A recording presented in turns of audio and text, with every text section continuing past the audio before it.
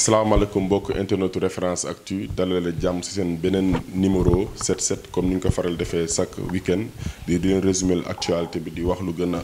am solo ci semaine bi man ànd seeg sama naataango Mouhamed Cissokho ma bàyyi ko mu nuyoo. Omar maa ngi lay nuyu di nuyu suñu téléspectateurs yi di nuyu suñu internautes yi sur référence actu di leen dalal encore une fois ci seen émission 7-7. ñu tàmbalee ko nag ci actualité bi nga xamante ne moo gën a récente muy affaire Barthélémy Dias bu continuer naam jotoon nañ ko fi convoqué ci diggante bi ñu renvoyé ko ba le 1er décembre démb ñu gis ne da doon def li ñu naan dox mbokk malheureusement police intercepté ko ne ko amoo droit def ko moom aussi muy signalé 2 poids 2 mesures ba am Sénégal ku mu am ndey ku mu amul ndey parce que kii di naataangoom di le ministre de la santé di candidat de la coalition Benno Bokk Yaakaar mu ngi koy wax ni semaine bee defoon na fi caravane ak camion sonorisé au vu au su de tout le monde kenn waxu ko dara mais moom Barthélémy Dias jàpp na li xooxatal la ci moom na xamal ne mu ngi xamal nag moom du dellu ginnaaw d'ailleurs sax mu ngi lancé week-end bi dimanche activité bu mag bi nga xamante ne da koy def foofu noonu ñu gis ne rek violence bi boobu ba léegi mu ngi continuer gannaaw ñëpp àttoon nañ askan bi wax na mais ba léegi violence baa ngi continuer te campagne bi démarré gu. Ce qui s'est passé hier quand même c'est désolant loolu bu ñu sañoon image suñu démocratie du ko renvoyer parce que quand même kuy suivre Barthélémy Dias depuis 1 an li mu doon def démb mi ngi koy def dox mbokk. mi ngi koy def man je l'ai personnellement rencontré côté Colobane muy def dox mbokk dem na dans dem na Parcelles di def dox mbokk def na ko pourquoi ñu bàyyi ba période bi mu koy def ñu ne doo ko def c'est une question au moment où moom il a déposé sa candidature pour être maire de Dakar au moment aussi kooku ki nekk ci pouvoir bi te ñu war a jogante pour nekk maire de Dakar kooku di def la même chose il n'est pas inquiété quand même c'est désolant parce que on sait que ni fii les préfets et l'administration territoriale ils sont sous la responsabilité du ministre de l'Intérieur et li ñuy gis ni tey na xel lool surtout que gis nañ un fonctionnaire de l'État autre que le préfet muy un commissaire de police qui se donne en spectacle dans la rue di songu nit di bëre des choses yoo xamante ni moi j'aime pas parler des policiers des hommes des forces de l'ordre j'aime pas parler man bugguma wax ci ñoom parce que j'ai pas le droit de dire tout ce que je pense d'eux moo tax même bu ñu defee lu baax du ma koy faral di wax mais li ñu wane démb rafetul c'est pas joli c'est pas du yëfu gentleman quoi te gis nañ prolongement affaire bi mooy Barthélémy il va pas il a dit que pour apaisement dina tey du def suba du def pour apaisement meeting am bu dimanche bi rek lay def mais dégg nañ ko démb à la télé Barthélémy Dias est déterminé il est déterminé il est déterminé et son opposition au président de la République est tel que il a utilisé des mots très très forts. C'est comme si il a un dent ou bien moom ak président de la République dafa am lu dox seen diggante boo démb boo analyser discours. En fait moi quand je lis je pense que moom c'est pas qu'il a une dent. Il pense que c'est la seule manière. bu mu war a tenir par rapport à quelqu'un boo xam ne dafa jàpp ni joxu ko cër bi mu ko jox moom. parce que expliqué na fi yu bëri. beaucoup bu seetaanee devant le journaliste Pape Ngagne Ndiaye gis nañ Barthélémy Dias il s'est affiché il a affiché son opposition au président de la République mais daal image bi démb génn démb rafetul te Barthélémy Dias c'est pas comme ça qu'on va qu'ils peuvent l'intimider nañ xool ñoom leneen nañ ko jéem a gagner légalement nañ ko bàyyi mu doxal mais moom dafa jàpp ni gars yi leen lañ bëgg. bëgguñu mu dem élection. bëgguñu mu dem élection. ñu ñëwaat ministre de l'Intérieur léegi gis nañ ko aussi mu génne communiqué di wax ci mbirum renvoi liste yi nga xamante ne d'appel nangu na ko ñenn ñi ci opposition bi mu mel ne tey diggante boobu nag mii nga xamante ne mooy responsable de l'élection yi couleur yi mu wone ñu ngi xaar élection yu tànn ci diggante opposition ak parti xam nga Olof Ndiaye dafa ne cin bu baxee bu naree neex bu baxee xeeñ lii narul neex parce que ba mu baxee li muy xeeñ neexul parce que j'ai l'impression que le ministre de l'Intérieur Antoine Félix Diome qui dafa moom objectif bu mu bëgg mooy gagner élection yi à tout prix parce que Antoine Félix Diome li mu wax pour préfet yi def ko xam nga lan la mooy il va mettre en opposition deux pouvoirs mooy l'exécutif qui représente au niveau du ministère de l'Intérieur et le judiciaire c'est-à-dire dafa ne gars yi dem leen déposer ay recours pour annulation yooyu ngeen defoon rejet yi ngeen defoon ñu valider ko donc c'est-à-dire moom il met en opposition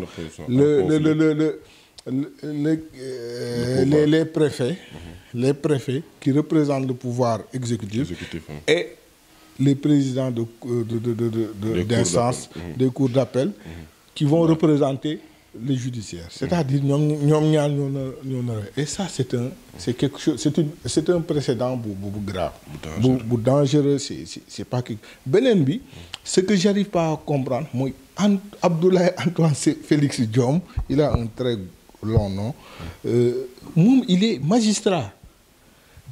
il est censé connaître les choses quoi. Non c'est pas qu'il est censé connaître les choses mais ñi toog tey cour d'appel yi mënoon na nekk moom c'est-à-dire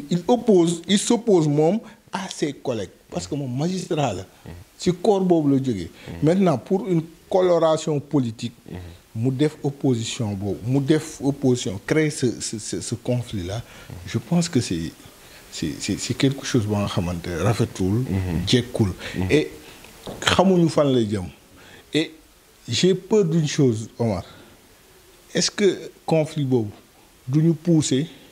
à ce que ñu renvoie élection yi. beaucoup de gens disent. Est-ce que conflit boobu muy créer te bu ko Antoine Diome créer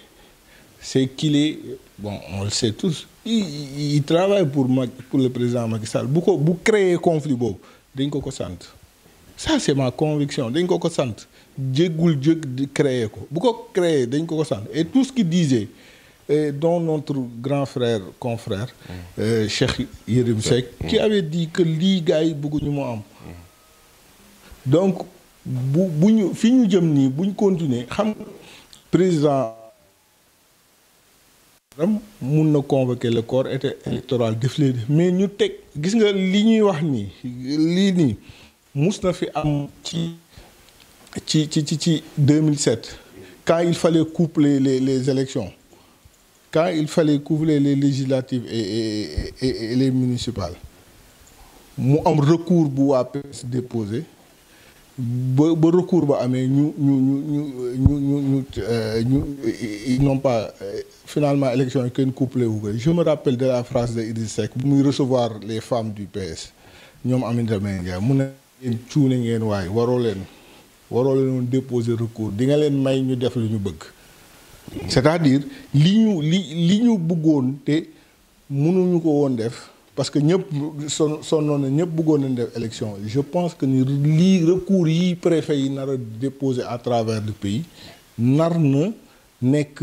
un levier pour renvoyer les élections et ça quand même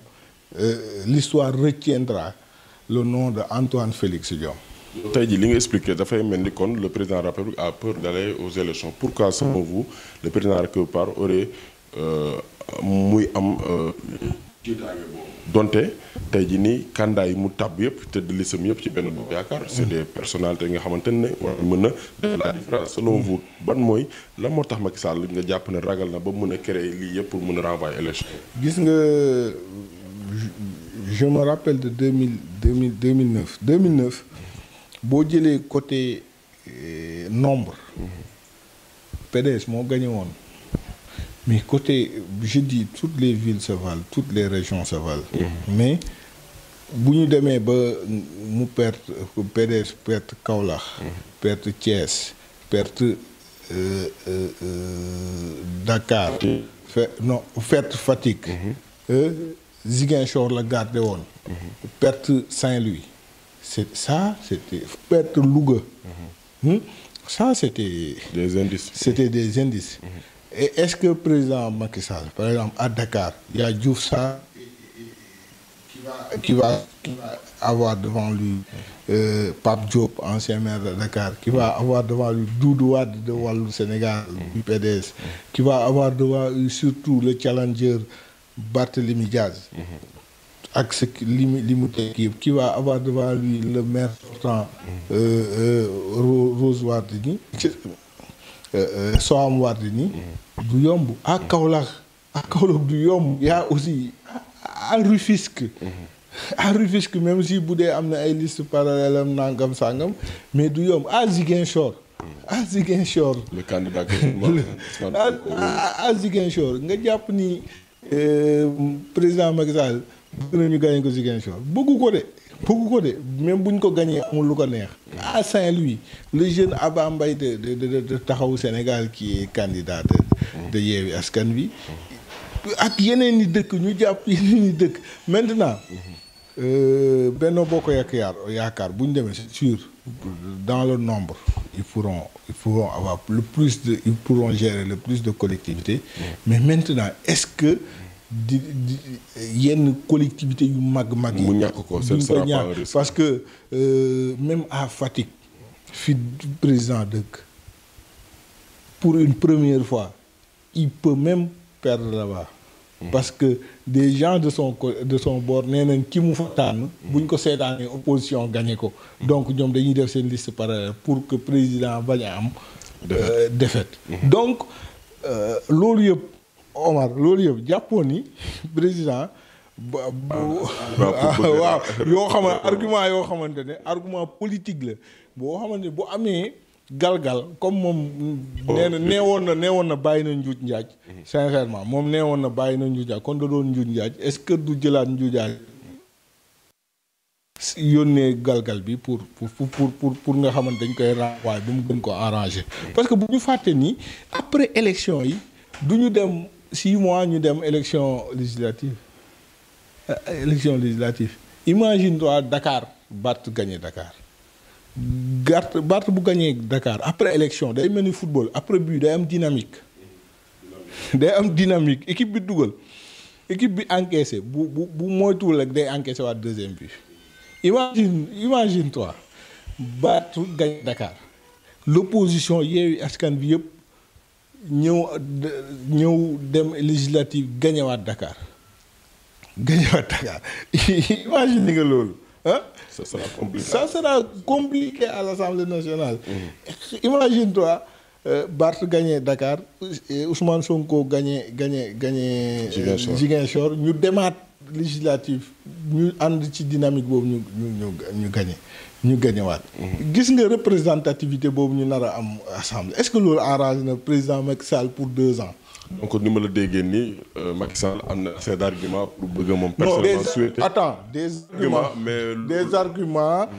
fallacieux yoo xam ne kuy njuuj njaaj mun nga ko utiliser. Argument pour kuy njuuj njaaj mais argument ku bëgg a tegal yoon amu fi parce que le calendrier républicain il faut que ñu respecte parce que le constat mooy depuis 1983 ba léegi. Élection locale. musuñu ko jàpp bis def ko bis. chaque fois day pousse même bu benn yoon dinañ ko pousse donc loolu dafa war a jeex. de ce fait il faut que quand même ñu pour une première fois 38 ans de pousse et poussage. élégance républicaine war na tax après ça ñu teg ko parce que aussi Abdoulaye Wade président Abdoulaye Wade il savait que ni mënoon nañ ko gagné 2012 bu doon def noonu dëkk bi day gën di yëngu mu affaire yi ñu repousser waat après. du fi jógee mais de toute façon. il faut que ñi yor nguur gi ak ñi yor opposition bi ñu xam ni nguur Sénégal ko jox. mais daf ko jagleel askan. pour ñu tànn te askan woowu nag. ñooy tànn. du ñoom ñooy tànn seen bopp te liñ leen di jox. ñii ut li ñuy bëgg.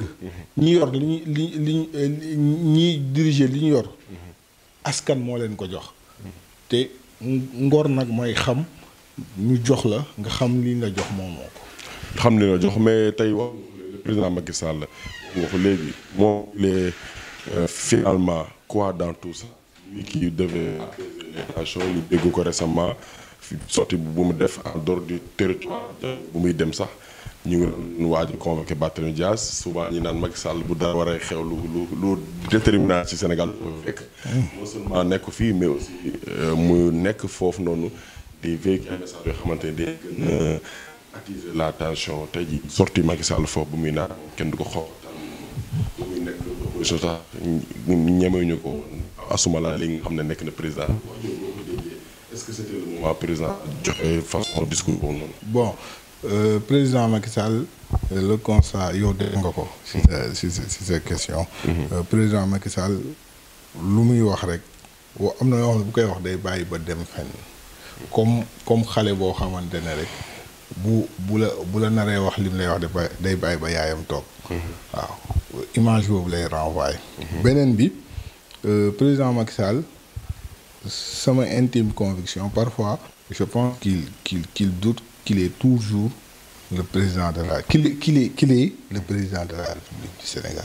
Et depuis 2012 ñi topp discours président Macky Sall très souvent su waxee rek ne man maay président de la République. non Sénégalais pare nañ ci ñoo la falaat la li nga yor pare nañ ci ñoo la falaat la. donc man maay président maa yor nguur googu judduwaale woo ko moomoo ko dañ la ko dénk donc sénégalais yi pare maintenant quand xam nga keroog maa ngi lay wax ni ñi ànd ak président de la république war nañoo am gàcc ndax bu ñuy def communication toujours communication suiveur rek la ñuy def président de la république communicationnellement parlant dama jàpp ni dafa dem foofu il a fait cette sortie pour que cette fois-ci au lieu que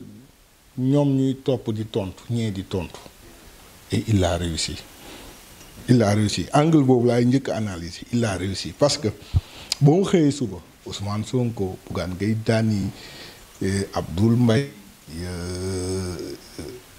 toute l'opposition tontu nañ ko démb sax dégg naa Ahmed Aïdara di ko tontu nee na tàppet yi rek ñooy wax man duma tàppet xam nga kon analyse boobu il faut ñu def ko ci le président de la République quand même il s'est dit waaye sama gars yi ma dénk sama communication ñii duñu tous xaaral man ñëw xam nga il vient il sort benn attaque gars yi topp ci di tontu. xam nga keroog maa ngi la koy il faut une communication offensive moom il a fait une communication offensive affaire ba mu paree gis nga ñee ñoo nekk dans la défensive di ko tontu parce que ils se sont sentis visés tontu bu mun doon ils étaient dans la réaction l'action boobu noonu l'action de communication moom que président de la République moo war léegi ñoom nag ils étaient dans la réaction ça c'est un fait que kenn du ko weddi beneen dans le contenu président de la République président Macky Sall il a l'habitude man nee na fi woon moom ay maamam ay guerrier lañ nee na fi woon moom si kii bu askan guerrier la kii donc waaw am na sax ñu ko fi appelé en 2008 xam nga kilifa kenn du ko fàttali ay jooyam mais am na ñu ko def ne dafa doon jooy devant le khalife général des Mourides nguur ak doole yàlla rek ka yeyoo doole Omar doole yàlla rek ka yeyoo kenn du ko bàkkoo yàlla sax bëggul bañ na ko ba arab ba ñu naan la ana lay sa huwa waaw anaaniye baaxul bokk na ci li mandar ci li ñu gën a dàq ci religion nit du anaaniye donc le moi est haïssable waaw voilà xam nga donc le président de la République Macky Sall monsieur Macky Sall loolu mu wax noonu mooy je pense que ni amul sens fii ki ragal ak ki ñeme ñi xam ne ñi doon dem place de l'Obélisque entre 2011 2012 xam nañ gis nañ ñi fa am na ay leader yi doon daw ba dugg ci ay mbaaru xar fekk nañu fa non ça si dama lay wax ça fekk nañ fa ku ñeme ak ku ragal xam nañ gis nañ fa ay leader yi daan ñëw ba xaar benn lacrymogène def tëf ñu dem dugg seen oto dem on est là xam nañ donc yooyu président Macky Sall dañ ko fal pour mu génnee ñu ci coono yu nekk na ko loolu doy ku ñemee ku ñemewul yëpp njabootam surtout aussi tension amee mu ñëw musul calmer président de la République musul calmer loo xam ne daf ko gëm nga gis ni kii dafay calmer c'est sincère man musuma ko gis bon maintenant ils sont dans leur jeu politique et wax naa la ci kanam tuuti si sànq nee naa la dafa bëggoon tontu bi gaay mi toppoon gaay yi di tontu daw seen ginnaaw loolu la bëggoon rectifier communicationnellement loolu je pense am na maintenant ñun sénégalais man sénégalais yow sénégalais moom bu nekkee tàppet wala mu nekk ñeme wala mu kenn mënu ko tiital lijjantiwuñ ko. ndax résultat lijjantiwuñ ko si ñoo nekk ci performance dëkk bi. Cissokho ñu ngi jeexal suñu émission bi daanaka nga tàgg. Omar, ça a été un plaisir d'abord de partager le plateau avec toi. C'est un plaisir chaque fois de le retrouver ci question yu pertinente parce que les réponses en général yaa koy joxe donc li ñuy wax yaa ñu ko gën a xam bu baax a waaw di kontaan ci rendez-vous ba nga xam dañ ko am ak suñu internaute. di kontaan nga xamante ne xam nga nit dafa am kilifa bu baax bu ne topp. gersoo koy fay. te ñoom comme ñoo ñuy topp dañuy seetaan di leen gersu di leen fàttaliku day am solo. am na solo di leen dig daje beneen yoon ak sama naataango Omar Diallo. jërëjëf Mouhamed Cissokho man kontaan naa di waxtaan actualité semaine bi mbokk internet yi leen indiloon seen émission Seetal ñu leen jox dig daje beneen semaine ak yeneen émission numéro jërë ngeen jëf.